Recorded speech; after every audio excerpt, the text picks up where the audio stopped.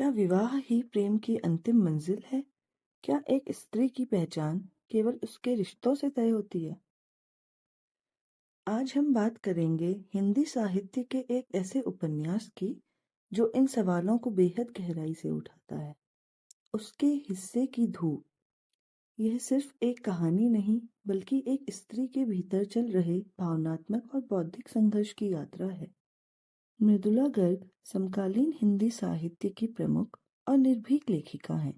उन्होंने अपने लेखन में स्त्री की स्वतंत्रता, सामाजिक बंधन, नैतिकता की परिभाषाएं और व्यक्तिगत इच्छाओं जैसे विषयों को बेहद साहसिक ढंग से प्रस्तुत किया है। उनकी भाषा सरल होते हुए भी गहरी है। वे पात्रों के मनोविज्ञान को इतने सूक्ष्म तरीके से लिखती हैं कि पाठक उनके अंदरूनी द्वंद्व को महसूस करने लगता है।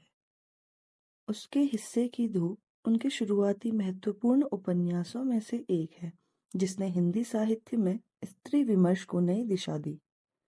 यह उपन्यास दाम्पत्य जीवन और प्रेम संबंधों के भीतर की जटिलताओं को उजागर करता है। कहानी एक ऐसी स्त्री के इर्द गिर्द घूमती है जो विवाह में होते हुए भी अपने भीतर एक खालीपन महसूस करती है। वह सिर्फ एक पत्नी या प्रेमिका बनकर नहीं जीना चाहती। वह अपनी स्वतंत्र सोच, अपनी इच्छाओं और अपने अस्तित्व को पहचानना चाहती है। उसका संघर्ष बाहरी दुनिया से कम और अपने भीतर से ज्यादा है।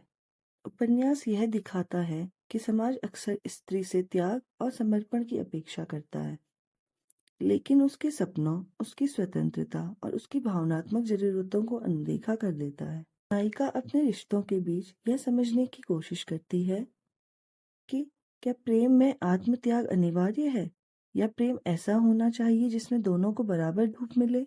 यहीं से शीर्षक का अर्थ स्पष्ट होता है। उसके हिस्से की धूप अर्थात वह रोशनी, वह स्वतंत्रता, वह पहचान जो हर व्यक्ति को मिलनी चाहिए।